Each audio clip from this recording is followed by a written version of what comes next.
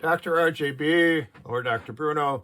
I just gave a lecture on a diet to help with high blood pressure problems or hypertension.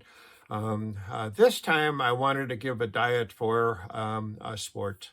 Um, uh, People who have done the marathon know about something called carbohydrate loading. Um, uh, uh, and People who are in sports that require a lot of activity over a prolonged period of time also could use this. So let's just say the tennis player who's going to be out there doing matches that last quite a long time. If they run out of carbohydrates, they're going to have a problem because once we finish our carbohydrate stores, we have to rely on our fat stores. And in general, fats are not broken down as efficiently as carbohydrates. We most of the time use glucose, which is a simple carbohydrate for energy. We take that glucose, we put it into our metabolic system, and we get lots and lots of energy from that. I mentioned elsewhere that you take one glucose, you put it in to the metabolism, you mix it with oxygen, and you get 21 units of the energy molecule ATP. When we're talking about anaerobic metabolism, we take that glucose and we produce 2 units of ATP. So anaerobic metabolism is also kind of slow. And fat metabolism, again, because the body prefers glucose, when you have to use fats or ketones for energy, it's a very sluggish system. In the marathon, there's something that's called hitting the wall. What hitting the wall means is that you have run out of your carbohydrates and now you're starting to use fats. I can tell you, because I used to be a marathoner, that once you hit that wall, it's like somebody just smashed a brick into your face.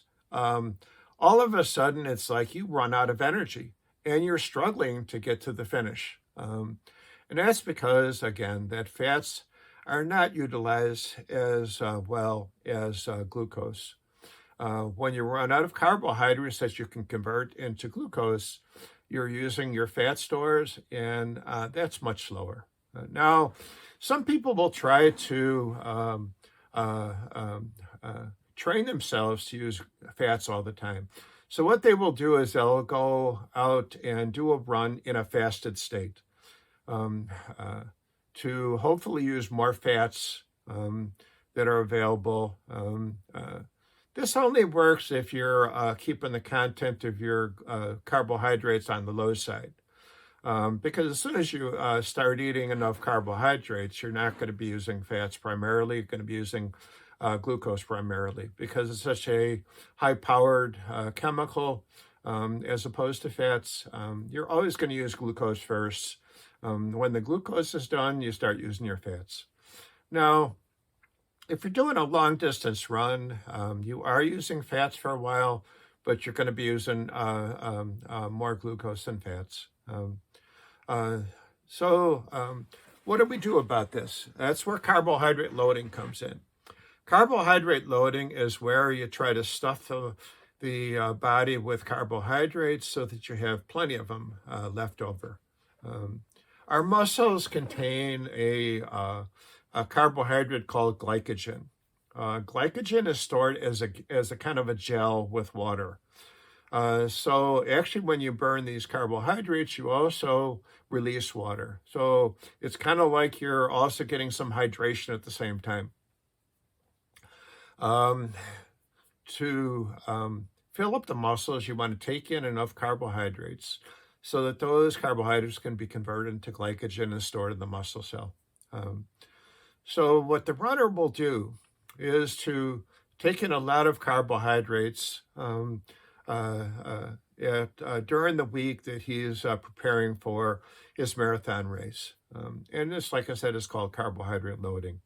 Let's just say that, for example, I'm talking about the average person takes in, let's say, 100 to 200 grams of carbohydrate per day in their diet. So in this instance, what they might do is increase that up to, say, 400 grams toward the end of the week before the race. So let's just say your race is on Sunday, and Thursday, Friday, Saturday, you'll be taking in a whole bunch of carbohydrates and just focusing your diet on a lot of carbohydrates, eating rice, pasta, bread, crackers, all kinds of things that contain carbohydrates, so you load up. Because, like I said, that the carbohydrates are stored in the muscle as glycogen, as a gel, which contains water, it's easy to put on a lot of water weight doing this. So that's one of the things to be concerned about, that if you stuff yourself with too much carbohydrates, you're also going to put on weight. And weight is also an issue when you're running. If your body is all loaded down with all this water retention, sometimes you're going to be running at a slower rate initially. Once you start burning the carbohydrates, you release this water, and so you won't have to worry about it too long. But for a while, it might slow you down.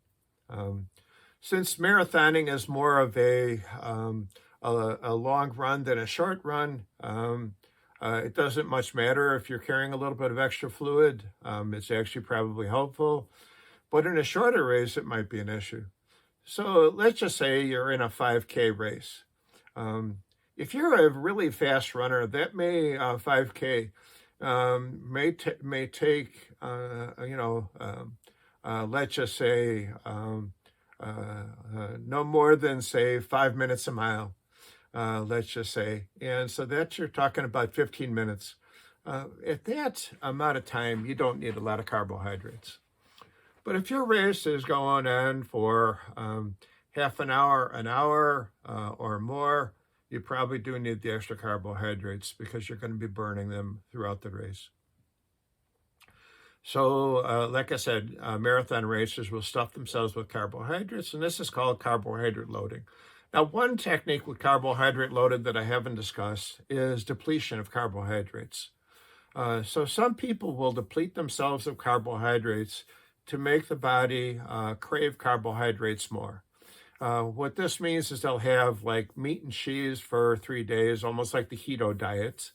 And then the last 3 days of the week, they will stuff themselves with carbohydrates right before the race.